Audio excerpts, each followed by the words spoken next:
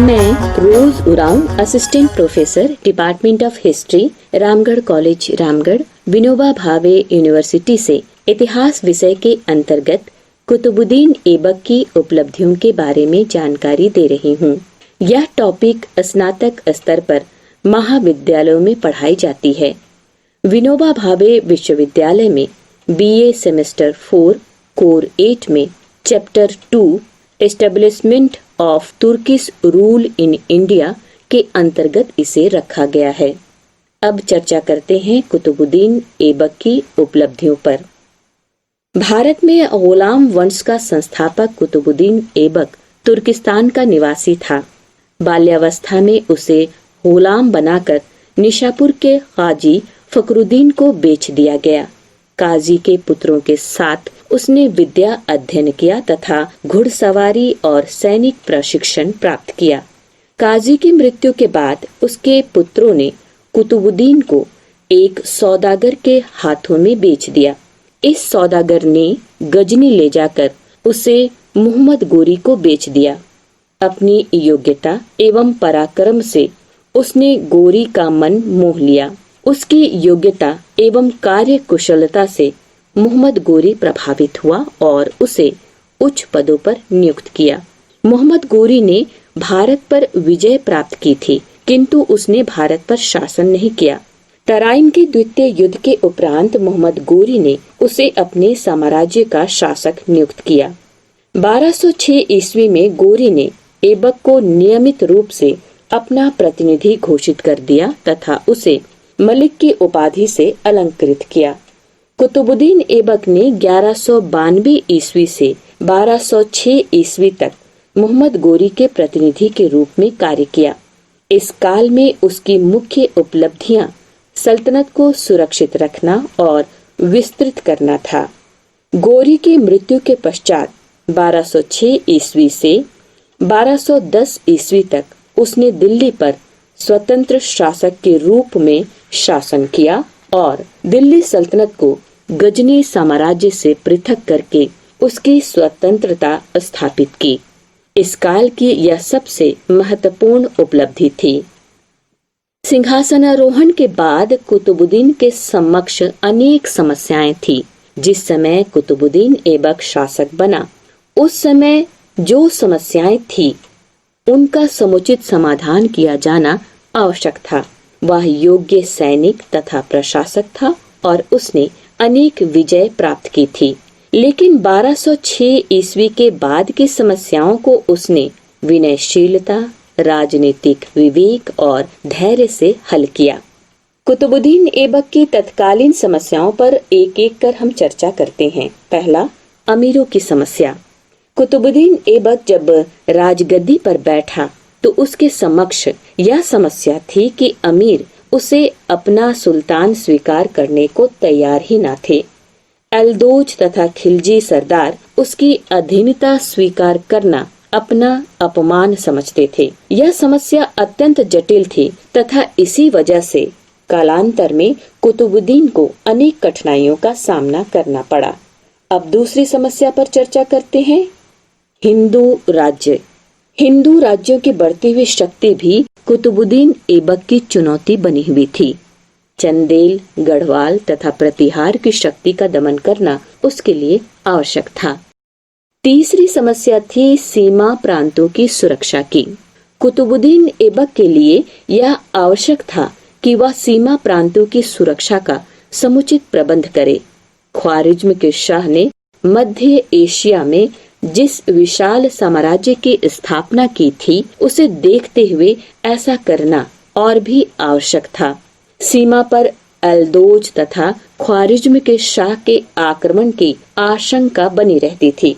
अतः सीमा सुरक्षा के लिए सैनिक सतर्कता आवश्यक थी। बंगाल की समस्या भी उसके सम्मुख थी। बख्तियार खिलजी की मृत्यु के पश्चात बिहार और बंगाल में अव्यवस्था फैल गई थी और अन्य प्रदेशों का दिल्ली से संबंध टूटने का खतरा उत्पन्न हो गया था। इसका मुख्य कारण खिलजी सरदारों का आपसी शत्रुता और द्वेष था। कुतुबुद्दीन ने अपने 4 वर्षीय अल्प शासन काल में इन समस्याओं का समाधान करने का प्रयास किया, किंतु उसके लिए ये 4 वर्ष अत्यंत कष्टप्रद थे। उसे निरंतर अपने साम्राज्य की सुरक्षा में व्यस्त रहना पड़ा, जिसके कारण वह देश की शासन व्यवस्था में सुधार नहीं कर सका। उसकी शासन पद्धति सैनिक थी तथा वह सेना की सहायता से ही प्रशासन करता था। कुतुबुद्दीन के समक्ष सबसे महत्वपूर्ण समस्या एल्दोज, कुवाचा और ख्वारिज्म शाह की थी। सबसे पहले इसी पर उसने ध्यान केंद्रित किया। अब चर्चा करते हैं कैसे कुतुबुद्दीन ऐबक ने अपनी समस्याओं का समाधान किया। पहला, एल्दोज से संघर्ष। कुतुबुद्दीन ने भारत में गोरी साम्राज्य पर एल्दोज के दावे को अस्वीकार कर दिया, लेकिन उसने नम्रतापूर्वक सुरक्षा की नीति अपनाई।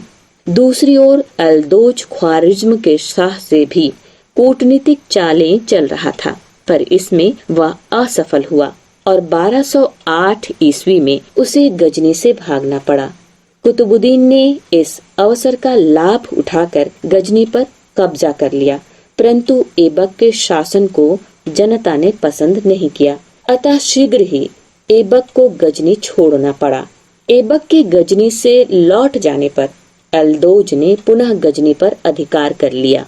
यद्यपि ऐबक गजनी में एल्दोज की सत्ता समाप्त नहीं कर सका, किंतु भारत पर भी उसको अधिकार करने नहीं दिया। दूसरा, उसने बंगाल में विद्रोह का कुशलतापूर्वक समाधान किया। ऐबक के शासनकाल के दौरान बिहार तथा बंगाल में विद्रोह हो रहे थे। ऐबक का पुत्र अली मर्दान किसी प्रकार वहां से भागकर दिल्ली आया तथा ऐबक से सहायता मांगी। ऐबक ने अपने दूत के रूप में कैमाज रूमी को बंगाल भेजा। कैमाज रूमी ने खिलजी सरदारों को बाध्य किया कि वे ऐबक की सत्ता स्वीकार करें। कैमाज रूमी के अथक प्रयत्नों के परिणाम स्वरूप खिलजी सरदार ऐबक को अपना शासक मानने को राजी हो गए। इसके बाद ऐबक ने अली मर्दान को पुनः बंगाल का शासक बना दिया। तीसरी समस्या सिंध एवं मालवा की थी, जिसे उसने सुलझाया। मोहम्मद गोरी के पश्चात नसीरुद्दीन कुबाचा ने सिंध तथा मालवा के प्रांतों पर अधिकार कर लिया था। ऐबक सिंध एवं मालवा पर अपना अधिकार करना चाहता था, किंतु वह ऐसा नहीं कर सका। अतः ऐबक ने कूटनीति का सहारा लेते हुए अपनी बहन का विवाह कुबाचा से कर दिया, ताकि वह बंगाल की स्थिति पर पूर्ण ध्यान दे सके। इस प्रकार उसने वैवाहिक संबंधों का सहारा लेकर अपने शत्रु से संबंधों को सुधारा। 1206 ईस्वी में मोहम्मद गोरी की मृत्यु के पश्चात कुबाचा ने ऐबक की प्रभुसत्ता को स्वीकार कर लिया था। इससे एल्दोज नाराज हो गया और उसने मुल्तान पर आक्रमण कर दिया। कुबाचा सिंध की ओर भाग गया। ऐबक ने एल्दोज का सामना किया और उसे पराजित कर किरमान भगा दिया। इसके बाद ऐबक ने कुबाचा को मुल्तान और सिंध का गवर्नर नियुक्त कर दिया। ऐबक की इस विवेकपूर्ण नीति से कुबाचा उसका समर्थक बना रहा। अब बात करते हैं राजपूत राज्यों के प्रति कुतुबुद्दीन ऐबक की नीति के बारे में। उत्तर पश्चिम में संकट के कारण कुतुबुद्दीन राजपूत राज्यों के प्रति कोई कार्यवाही नहीं कर सका तथा नवीन प्रदेशों को जीतने की नीति भी त्याग दी। उसने नवीन प्रदेशों को जीतने की अपेक्षा जीते हुए प्रदेशों की सुरक्षा और संगठन पर ध्यान दिया। यह आवश्यक था कि मुइज़ अमीर उसकी प्रभुसत्ता को माने, अतः उसने समझौते की नीति अपनाई और राजनीतिक ढांचे को मजबूत बनाया। कुतुबुद्दीन ऐबक 4 वर्षीय शासनकाल में समस्याओं से ही घिरा रहा। 1210 ईस्वी में लाहौर में चौगान खेलते हुए घोड़े से गिरकर उसकी मृत्यु हो गई थी। कुतुबुद्दीन ऐबक का मूल्यांकन करने पर स्पष्ट होता है कि कुतुबुद्दीन ऐबक भारत में इस्लामी साम्राज्य का संस्थापक था। वह एक सफल एवं महान सेना नायक था। उसने अनेक विजय हासिल किया था, लेकिन 1206 ईस्वी के बाद उसने नवीन क्षेत्रों की विजय नीति त्याग दी और सल्तनत की सुरक्षा एवं संगठन पर ध्यान दिया। यह एक बुद्धिमत्तापूर्ण नीति थी और इससे दिल्ली सल्तनत को सुरक्षा प्राप्त हुई। कुतुबुद्दीन ऐबक अत्यंत दानी एवं उदार शासक था। मिन्हाज ऐबक की प्रशंसा करते हुए लिखता है कि ऐबक लाख बख्श कहा जाता था। वह विद्वानों का आश्रयदाता भी था। वह कला का भी संरक्षक था। उसने अपने समय में कुवात उल इस्लाम तथा 2.5 दिन का झोपड़ा 2 मस्जिदों का निर्माण कराया। हसन निजामी के अनुसार वह न्यायप्रिय शासक था और उसने जनता को शांति तथा समृद्धि प्रदान की। अपने 4 वर्ष के अल्प शासन काल में उसे अनेक समस्याओं का सामना करना पड़ा। ऐसा नहीं है कि ऐबक में रचनात्मक प्रतिभा तथा प्रशासकीय गुण का अभाव था। दरअसल उसे अनवरत युद्ध करने पड़े थे और संघर्षपूर्ण अल्पकालिक शासनकाल में प्रशासन स्थापित करने के लिए उसे पर्याप्त समय नहीं मिला। परंतु अपनी कूटनीति का प्रदर्शन करते हुए उसने समस्याओं का सफलतापूर्वक समाधान किया। उसके सबसे बड़ी सफलता यही थी कि उसने गजनी से संबंध विच्छेद करके व्यवहारिक रूप से स्वतंत्र दिल्ली सल्तनत की नींव डाली। दिल्ली सल्तनत की विस्तृत रूपरेखा बनाने तथा उसे संगठित करने का श्रेय कुतुबुद्दीन ऐबक को था। आज के लेक्चर में बस इतना ही। मुझे उम्मीद है आप अपने घरों में खूब मन लगाकर पढ़ाई कर रहे होंगे। अगले क्लास में फिर मुलाकात होगी। घर में रहें, सुरक्षित रहें, स्वस्थ रहें। धन्यवाद।